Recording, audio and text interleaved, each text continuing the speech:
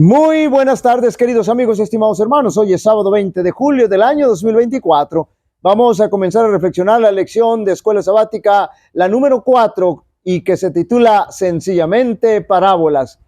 Dijo también: miren lo que oyen, con la medida con que miden los medirán otros, y aún les será añadido. Al que tiene se le dará, y al que no tiene, aún lo que tiene le será quitado. Evangelio según San Marcos, capítulo 4, versos 24 y 25. Interesante el tópico que vamos a analizar durante esta semana. Debemos ser cuidadosos al usar las parábolas porque no todas fueron literales, es decir, no todas fueron historias reales, como por ejemplo la parábola del rico y Lázaro.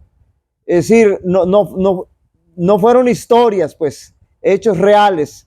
Esa es una parábola llena de simbolismo que no ocurrió en la vida real, porque de otra manera estaría en contraposición con el resto de la escritura, es decir, con el contexto anterior y posterior respecto al estado de los muertos, aunque algunos toman esta parábola para cimentar sus ideas y creencias distorsionadas respecto al estado de los muertos, pero totalmente mal interpretada. Por lo tanto, podemos decir que la palabra parábola viene del griego parabolé, que significa comparación. La palabra viene de parábola, es una voz latina tomada del griego parabolé, formada de para, que significa al margen, y volé, marcando la idea de lanzar, establecer un paralelo entre, es decir, comparar.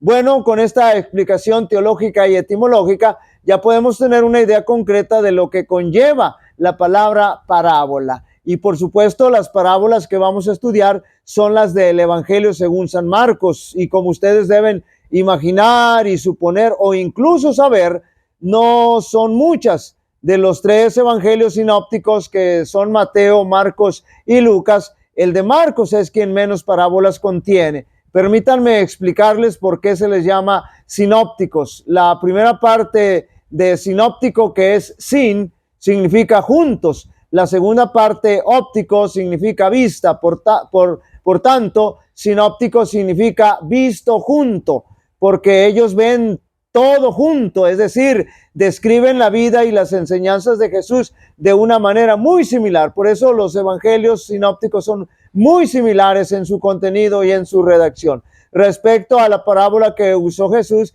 existe una serie de incógnitas o cuestionamientos que durante la semana se irán respondiendo, por supuesto sin pretender dar respuesta a todo. Esta semana habremos de concentrarnos en lo más importante, es decir, en el mensaje, la enseñanza que Jesús quiso dar a través de las diferentes parábolas que utilizó.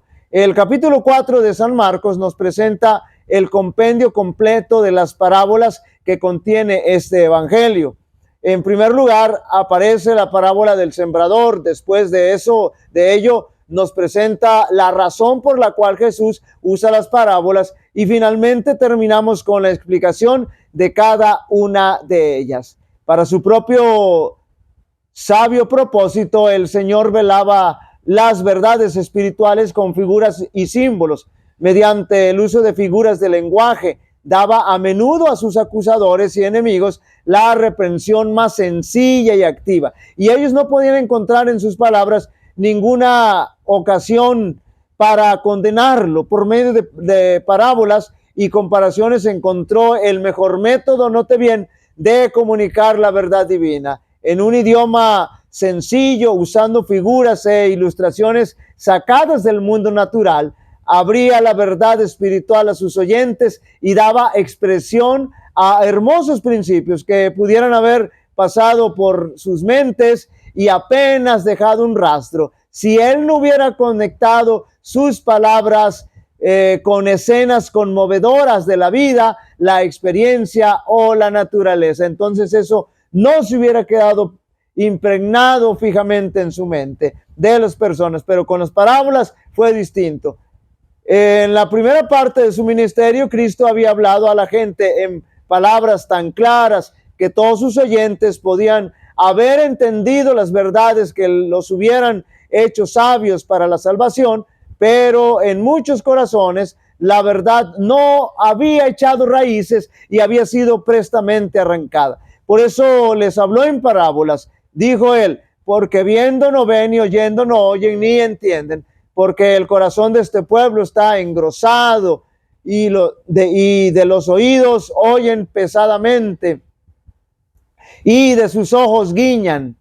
Cristo tenía verdades para presentar que la gente no estaba preparada para aceptar, ni aún para entender. Por esta razón también él les enseñó en parábolas, relacionando sus enseñanzas con las escenas de la vida. La experiencia o la naturaleza cautivaba, note bien, su atención e impresionaba sus corazones. Más tarde, cuando ellos miraban los objetos que ilustraban, escuchen bien, sus lecciones, recordaban las palabras del Divino Maestro. Para las mentes abiertas, el Espíritu Santo, el significado de la enseñanza del Salvador, para las mentes abiertas al Espíritu Santo, el significado de la enseñanza del Salvador se desarrollaba más y más. Los misterios se aclaraban y aquellos que habían sido, y aquello que había sido difícil de entender se tornaba evidente gracias a las parábolas.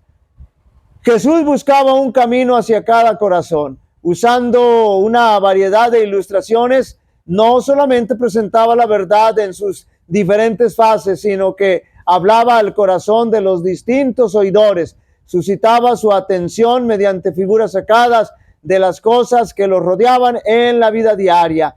Nadie que escuchara al Salvador podía sentirse descuidado u olvidado. El más humilde, el más pecador, oía en sus enseñanzas una voz que hablaba con simpatía y ternura.